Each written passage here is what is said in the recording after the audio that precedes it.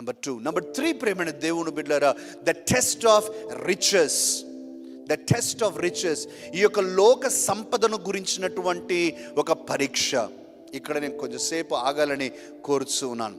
లోక సంపద కావచ్చు, లేక లోకస్తుల యొక్క ఆమోదం, the approval of people, the approval of people.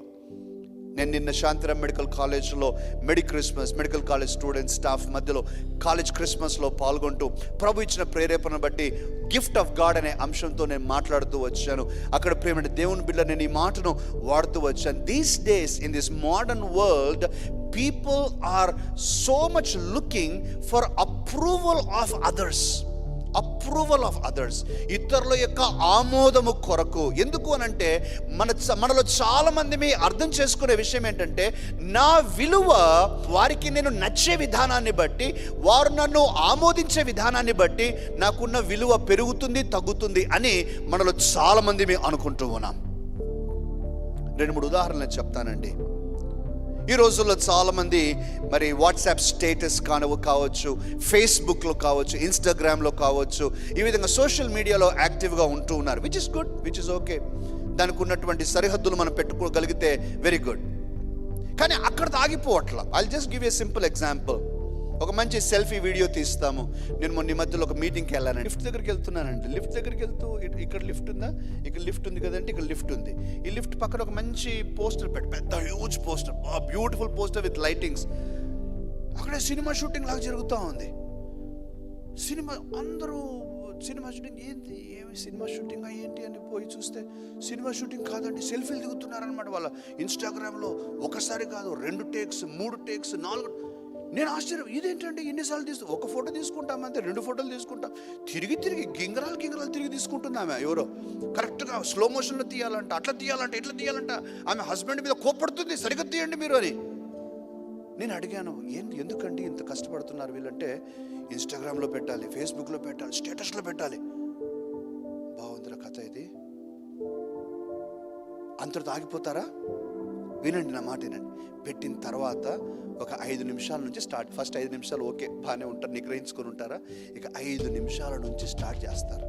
చూసి ఎవరు చూశారు నా దాన్ని, నా స్టేటస్ని ఎవరు చూసినారు, నా ఫేస్బుక్ని ఎవరు లైక్ చేసినారు, నా ఇన్స్టాగ్రామ్ని ఎంతమంది ఫాలో అవుతున్నారు, ఎంతమంది లైక్ చేస్తున్నారు అని ఇంకా చూసిందే.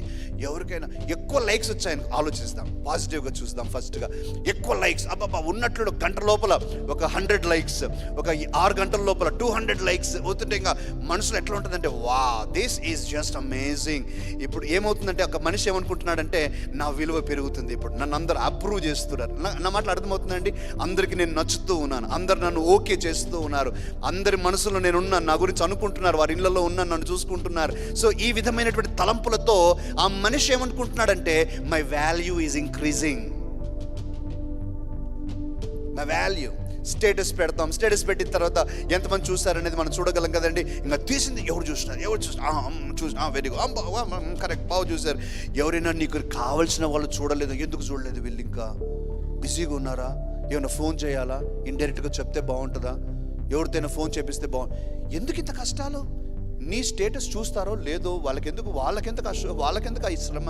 కానీ నీ మనసులో మాత్రం నీకు నచ్చిన వాళ్ళు కానీ నువ్వు అనుకున్న వాళ్ళు, కోరుకున్న వాళ్ళు చూడకపోతే మాత్రం నీ మనసులో ఎక్కడో నొప్పి.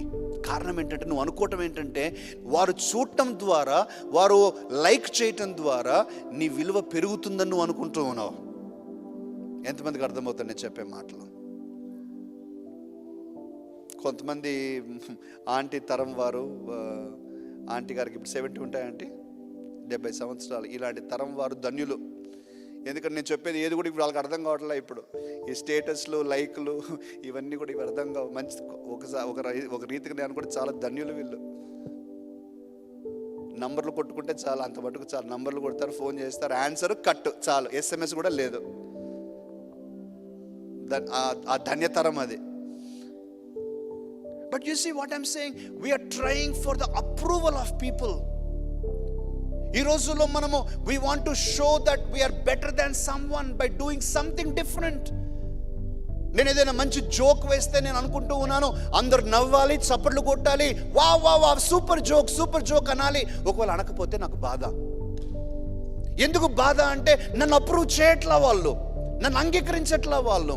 నేను ఏదైనా చెప్తే దానికి రెస్పాన్స్ వాళ్ళు ఇవ్వకపోతే నేను మనసులో నొచ్చుకుంటూ ఉన్నాను. కారణం ఏంటంటే I'm believing that my value is depending on others approval. వారు అప్రూవ్ చేస్తూ ఉన్నారా లేదా, వారు అంగీకరిస్తూ ఉన్నారా లేదా, ఆమోదిస్తూ ఉన్నారా లేదా అనే దాన్ని బట్టి నా వాల్యూ నేను అనుకుంటూ ఉన్నాను.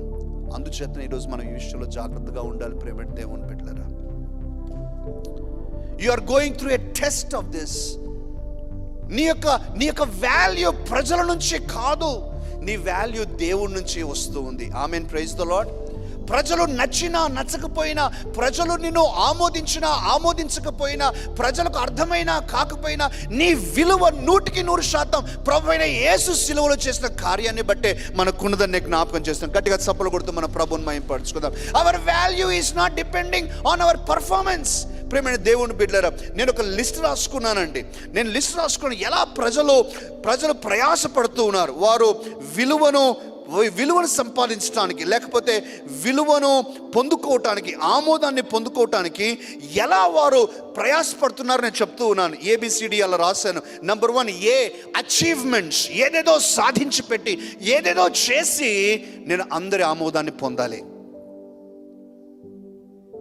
అందుకనే మీరు చూసారా, ఒక నిమిషంలో ఒకరు 10 టెంకాయలను కొడితే ఇంకొకరు 20 టెంకాయలు కొట్టడానికి ప్రయాసపడతారు. ఎందుకంటే 10 కొట్టిన వాళ్ళకంటే 20 టెంకాయలు నేను పగలు కొడితే తలతో నాకు అప్రూవల్ ఎక్కువ వస్తుంది, నాకు ఐడెంటిటీ ఎక్కువ వస్తుంది. I want achieve something more. నేను ఎక్కువగా అచీవ్ చేయాలి. నా అచీవ్మెంట్స్ని బట్టి నేను గుర్తించుకోవాలని ఇతరులు గుర్తించాలని కోరుతూ ఉన్నారు. రెండవది, బీ ఫర్ బ్యూటీ. నేను కనిపించే విధానంలో నేను చక్కగా కనిపించాలి. ఇప్పుడు మంచి డ్రెస్ వేసుకోవాలి, నా హెయిర్ బాగుండాలి, అందరూ నన్ను చూసి నన్ను మెచ్చుకోవాలి, నాకు మార్కులు వేయాలి. People are trying for that. ప్రేమైన దేవుని బిడ్డ, ఎంత శోచనీయమైన విషయం. మూడవదిగా, సీ ఫర్ క్యాష్. నా దగ్గర చాలా డబ్బు ఉంటే ఈ లోకంలో నాకు గుర్తింపు వస్తుంది, నా దగ్గర చాలా డబ్బు ఉంటే నా విలువ పెరుగుతుందని చాలా మంది డబ్బు సంపాదనలు తలమునకలు అవుతూ ఉన్నారు. D for doing something. అంటే దానికి లెక్కపత్రం ఉండదు, ఏదో ఒకటి చేయాల్సిందే, ప్రజల దృష్టిలో పడాలి, ఏదో ఒకటి చేయాల్సిందే. ఈ ఫర్ ఎడ్యుకేషన్, క్వాలిఫికేషన్స్ పెంచుకోవాలని, డిగ్రీల మీద డిగ్రీలు సంపాదించుకుంటే నాకు ఈ సొసైటీలో నా గుర్తింపు కానీ నా విలువ కానీ పెరుగుతుందని వారు అనుకుంటూ ఉన్నారు. F for fashions. G for girlfriends or boyfriends. ఈ సొసైటీలో ప్రేమైన దేవుని బిడ్డలారా ఎలా ఉందంటే, నా విలువ నాకున్న ఫ్రెండ్ని బట్టి నాకు వస్తుందని నేను అనుకుంటూ ఉన్నారు ఈ రోజుల్లో. H for habits. వింత అలవాట్లు. Are you failing in this test? నువ్వు కూడా ప్రజల అప్రూవల్ కొరకు ప్రయాసపడుతూ ఉన్నావా?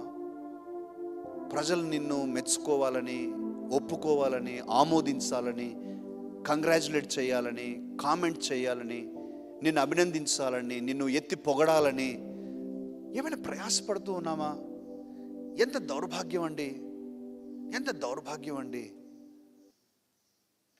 చాలా సంవత్సరాల క్రితం ఒక వ్యక్తి ఉండేవాడండి, ప్రస్తుతం అయితే లేరు, కానీ ఆ వ్యక్తి నా దగ్గరకు వచ్చి ఒక మాట అన్నాడు. పాస్టర్ గారు, నేను ఏదైనా గొప్ప కార్యం చేయాలనుకుంటున్నానండి, అంటే చర్చ్ కొరకు లేక దేవుని రాజ్యం కొరకు నేను గొప్ప కార్యం చేయాలనుకుంటున్నానండి, నేను చేసి పెడతాను, మీరు నన్ను సన్మానిస్తారా? చర్చ్లో మీరు నాకు షాల్వా కప్పి సన్మానిస్తారా అన్నాడు.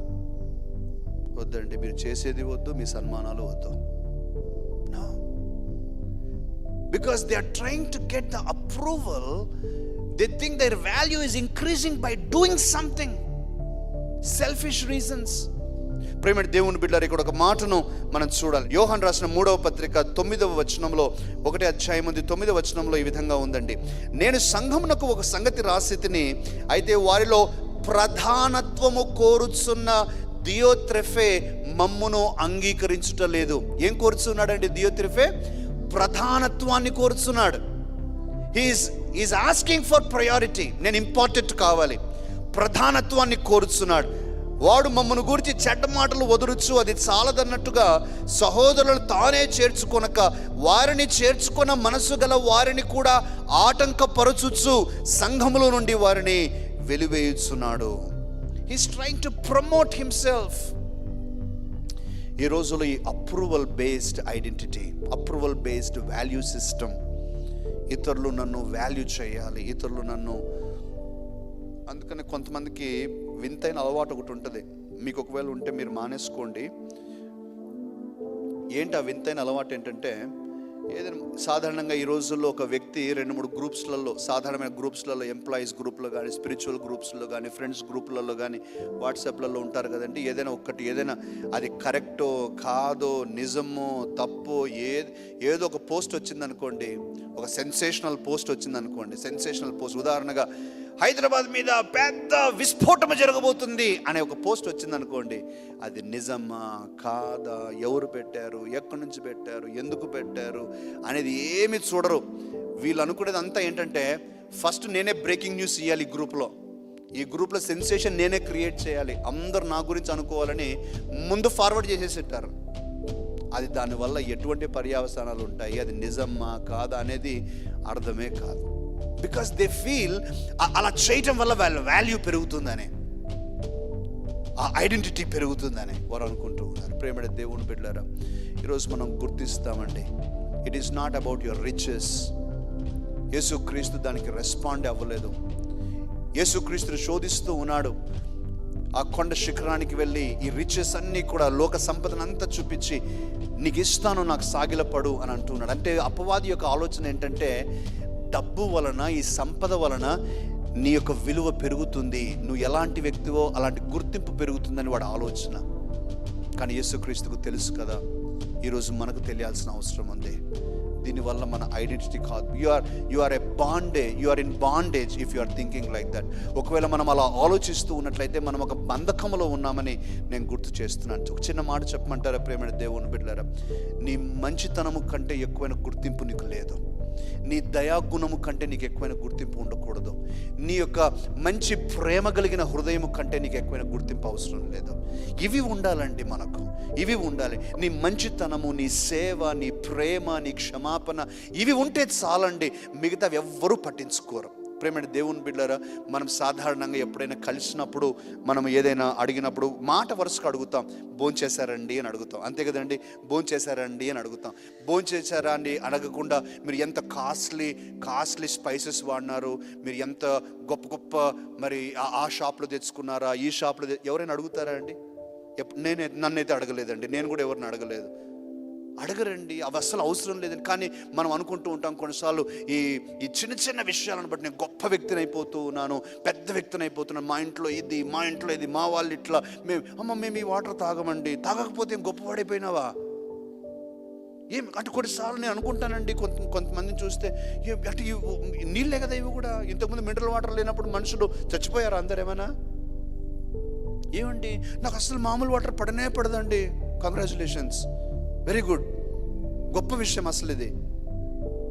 ప్రేమ దేవుని బిడ్డలు, కొన్నిసార్లు మనము, అంటే నేను ఎవరిని కించపరచట్లేదండి, ఎవరు ఉద్దేశించి కూడా నేను చెప్పట్లేదు, నా ఉద్దేశం అది కాదు. నేను అంటూ ఉన్నాను, అంటే you see how we are increasing our trying to show that we are more valuable by doing something. అంటే మన వాల్యూ ఈ విధంగా పెరుగుతుంది అని చూపెట్టుకోవటానికి మనం ఎలా మాట్లాడతాం ఒకసారి చూడండి.